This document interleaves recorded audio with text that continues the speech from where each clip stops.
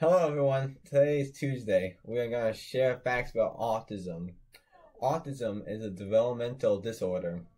Yes, that means autism is a brain disorder. It's something a person will have their whole life, and there is no known cause for autism.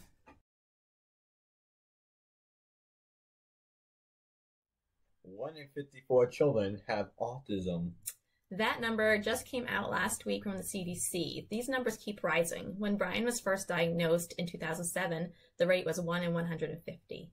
More boys than girls have autism.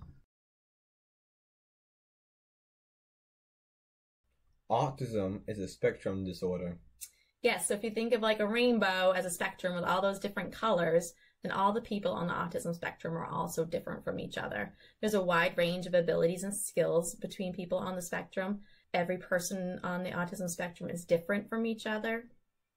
Some people on the spectrum will lead completely independent lives, while others will need a lot of support for their whole lives. There are no two people on the spectrum that are exactly alike. People with autism often have difficulty with communication and social skills. Yes, those are two main components of autism, but like we talked about, autism is a spectrum disorder. So some people with autism can talk in full sentences, but they might not be able to pick up on other people's nonverbal communication. And they struggle with things like sarcasm and jokes. Other kids communicate with pictures called PECs. Some use devices, like my son Brian does. And social skills are a little tricky for them, so eye contact can be difficult. Understanding like how close to stand to next to someone while you're talking, and being able to kind of carry on a two-sided conversation.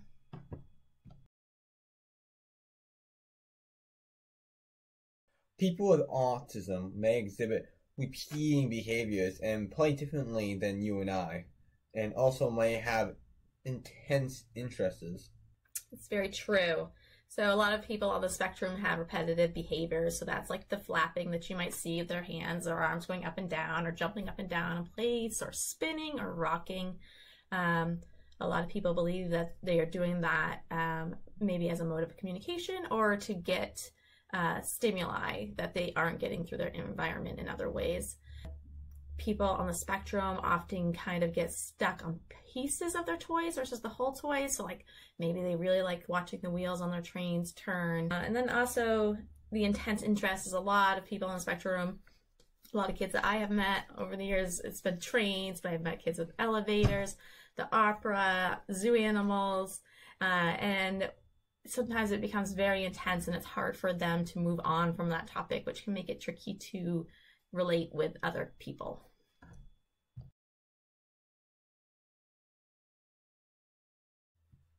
There is no cure. Yes, just like there is no known cause for autism, there is no cure. That doesn't mean it's a hopeless condition. It is treatable. People on the autism spectrum do all kinds of different therapies. So they do applied behavior analysis, they do occupational therapy, they do speech therapy, they do social skills, they do play therapy. There's so many options out there, and a lot of people on the spectrum show lots of growth with all of that support.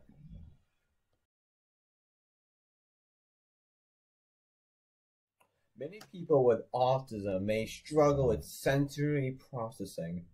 Yes, there's a thing called sensory processing disorder that makes it so people take in their sensory stimuli differently than other people. You could have sensory processing disorder without autism, but I have never met anyone on the spectrum that doesn't have some sensory processing difficulties themselves. There are 5 senses: sight, hearing, smell, taste, and touch. But there are other senses too: vestibular, proprioceptive, and interoceptive.